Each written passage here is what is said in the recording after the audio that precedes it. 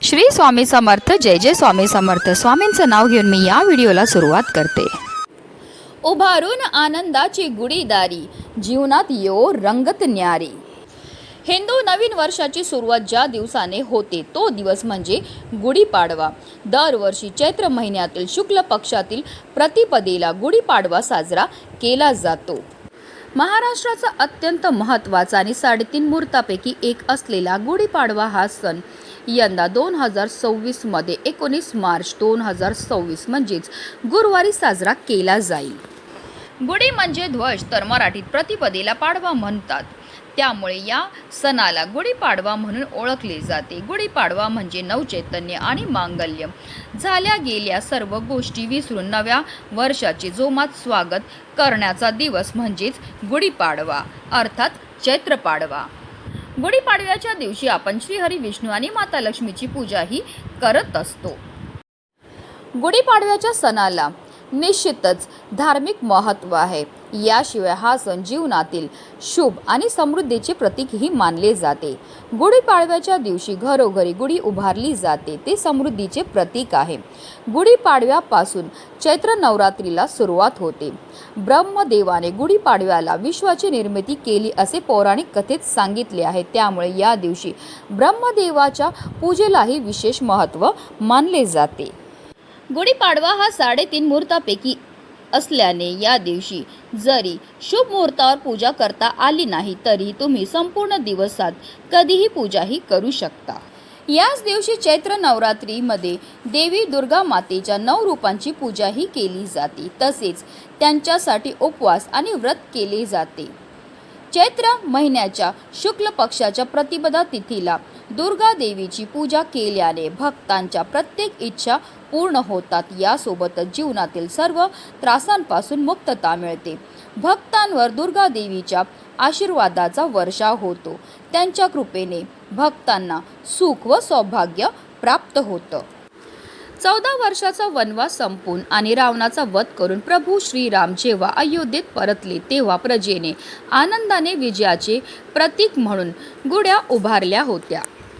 ऐतिहासिक दृष्टिकोनातून हा सण छत्रपती शिवाजी महाराजांनी परकीय आक्रमकांवर मिळवलेला विजय आणि स्वराज्यातील आनंद साजरा करण्यासाठी महत्त्वाचा मानला जातो. याच दिवसापासून हिंदू नवीन वर्ष म्हणजेच विक्रम संवत सुरू होतं. आणि या दिवशी शास्त्रामध्ये काही उपाय हे सांगण्यात आले आहेत. हे उपाय केल्याने आपल्या जीवनामध्ये असणारे जे संकट आहेत, विघ्न आहेत, दोष आहेत, त्यापासून आपल्याला निश्चितच मुक्तता मिळण्यामध्ये मदतही मिळत असते. आणि म्हणूनच गुढीपाडव्याच्या दिवशी तुम्ही काही नाही केलं तरीही चालेल, पण घरात या ठिकाणी ठेवा मुठभर धने. हे धने ठेवल्यामुळे आपल्या घरावर माता लक्ष्मी प्रसन्न होणार आहे. आपल्या घरामध्ये इतका पैसा येईल की आपलं करोडोच्या कर्जातून मुक्तता हे मिळणार आहे. लक्ष्मी प्राप्ती करता, कर्जमुक्ती करता, इच्छापूर्ती करता सर्वात प्रभावी असा हा उपाय मानला जातो. हा उपाय फक्त वर्षातून आपण एकदाच करू शकता. त्याबद्दल सविस्तर आणि महत्त्वाची अशी माहिती मी तुम्हाला या व्हिडिओमध्ये देणार आहे. तर व्हिडिओ पूर्ण पहा. आणि जर तुम्ही माझ्या चॅनलवर नवीन असतील तर चॅनलला सबस्क्राईब करा आणि शेजारी बेल आयकॉनसुद्धा प्रेस करा, जेणेकरून तुम्हाला माझ्या नवनवीन व्हिडिओचं नोटिफिकेशन हे मिळत राहील आणि तुम्ही एक पण व्हिडिओ मिस करणार नाही. आणि कमेंटमध्ये ओम नमो भगवते वासुदेवाय नमो लिहायला अजिबात विसरू नका. गुढीपाडव्याच्या दिवशी सर्वप्रथम ब्रह्ममुहूर्तावर उठून स्नान करावे. यानंतर संपूर्ण घर स्वच्छ करावे. त्यानंतर घराच्या मुख्य प्रवेशद्वारावर आंब्याच्या पानाची तोरणं लावावी, रांगोळी काढावी. त्यानंतर घराच्या काही भागात गुढी उभारावी. गुढीपाडव्याच्या दिवशी ब्रह्माजींची संपूर्ण कुटुंबासह विधीनुसार पूजा करावी. देवी मातेची पूजा करावी. तसेच गुढी उभारल्यानंतर भगवान विष्णूंची पूजा करावी. गुढीपाडव्याच्या दिवशी ब्रह्मांडातील प्रजापती लहरी जास्तीत जास्त पृथ्वीवर पाठवल्या जातात. या लहरी खेचून घेण्याचं काम हे गुढी करत असते. तांबे धातू प्रजापती लहरींना आकर्षित करतो. तांब्याचे मुख खाली असल्यामुळे त्या लहरी घरात प्रवेश करतात. प्रजापती लहरी आकर्षित केलेल्या तांब्याने वर्षभर पाणी पिल्याने आपल्याला आरोग्य लाभतं. आणि म्हणूनच गुढीपाडव्याच्या शुभ मुहूर्तावर जर आपण काही प्रभावी उपाय किंवा सेवा केल्या तर त्यामुळे आपल्याला त्या सेवेचं त्वरित फळ हे प्राप्त होत असतं. आणि म्हणूनच आपल्याला गुढीपाडव्याच्या दिवशी हा धन्यांपासून अत्यंत प्रभावी उपाय करायचा. हा उपाय केल्यामुळे आपल्या घरामध्ये अखंड माता लक्ष्मीचं आगमनही होणार आहे. धने हे संपत्ती आणि समृद्धीचे प्रतीक मानले जाते आणि गुढीपाडव्याच्या दिवशी जर तुम्ही सोनं चांदी खरेदी करू नाही शकत असाल तर आवर्जून तुम्हाला 10 रुपयाचे का होईना धने आपल्या घरी खरेदी करून आणायचे. हे धने आपल्या घरी आणल्यामुळे साक्षात माता लक्ष्मीला आपल्या घरी आणल्या एवढं आपल्याला पुण्य हे प्राप्त होणार आहे. या दिवशी धने आणि गूळ किंवा खडीसाखर याचा नैवेद्य आपल्याला आवर्जून माता लक्ष्मी आणि भगवान कुबेरांना दाखवायचं आहे. ज्योतिषशास्त्रानुसार धने हे बुध आणि शुक्र ग्रहाशी संबंधित मानले जातात. आर्थिक प्रगतीसाठी किंवा घरातील कटकटी कमी करण्यासाठी धन्यांसंबंधित काही धार्मिक उपाय आवर्जून आपल्याला गुढीपाडव्याच्या दिवशी करायचे आहेत. आता हे धने जे आहेत ते आपल्याला कधी खरेदी करून आणायचे तर संध्याकाळी जेव्हा दिवाबत्तीची वेळ असते माता लक्ष्मीच्या आगमनाच्या वेळेस म्हणजे तुम्ही संध्याकाळी 6 वाजल्यापासून 7:30ची जी वेळ असते ती माता लक्ष्मीची आगमनाची वेळ असते तर त्यावेळी आपल्याला हे धने खरेदी करून आपल्या घरी आणायचे. पण आता काही कारणास्तव जर तुम्हाला संध्याकाळी हे धने खरेदी करून आणणं शक्य नसेल तर तुम्ही दिवसभरामध्ये कधीही हे धने खरेदी करून आणू शकतात. कारण गुढीपाडव्याला 3.5 मुहूर्तापैकी एक मुहूर्त म्हटला जातो. या दिवशी तुम्हाला कोणताही शुभ मुहूर्त पाहायची गरज लागत नाही. आता हा उपाय करण्याच्या अगोदर आपल्याला सर्वप्रथम 3 दिवे तयार करायचे. आता हे दिवे तुम्ही रोजच्या देवपूजेमध्ये घेतात ते घेतले तरीही चालणार आहे की अगदी तुम्ही कणकेपासून दिवा तयार केले तरीही चालणार आहे की अगदी तुम्ही मातीची पंती घेतली तरीही चालणार आहे. तर या प्रत्येक दिव्यामध्ये आपल्याला 2 वातीची 1 वात करून लांब वात टाकायची. तसेच या दिव्यांमध्ये आवर्जून आपल्याला शुद्ध गाईचं तूपच टाकायचं आहे. सगळ्यात पहिला दिवा जो आहे तो आपल्याला आपल्या देवघरामध्ये असणाऱ्या माता लक्ष्मीसमोर प्रज्वलित करायचा. दुसरा दिवा जो आहे तो आपल्याला तुळशी मातेजवळ प्रज्वलित करायचा आहे.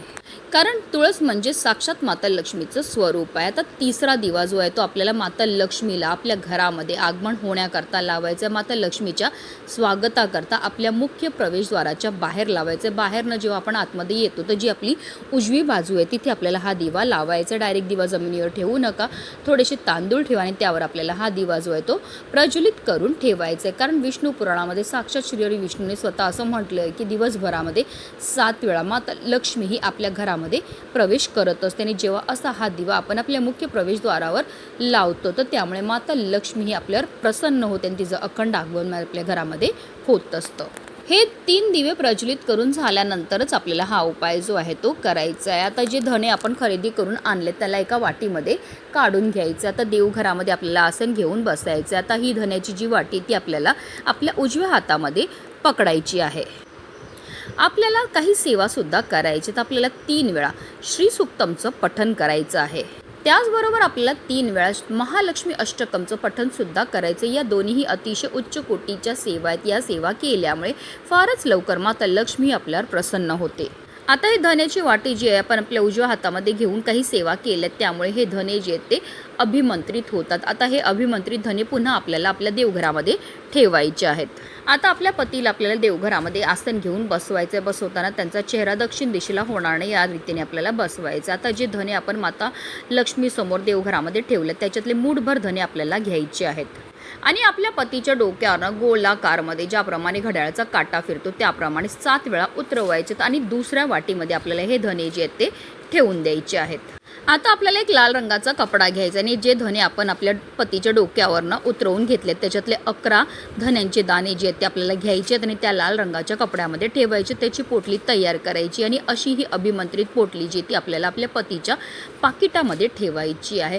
कारण आपल्या घराचा कर्ता पुरुष म्हणजे अर्थात आपले पती जे आहेत जर त्यांची प्रगती झाली तर आपल्या संपूर्ण घराची सुद्धा प्रगतीही होणार आहे. आणि जेव्हा अशी अभिमंत्रित पोटली आपल्या पतीच्या पाकिटामध्ये ठेवली जाते तर त्यामुळे आपल्या पतीचं पाकिट जे आहे ते कधीही रिकामी राहत नाही.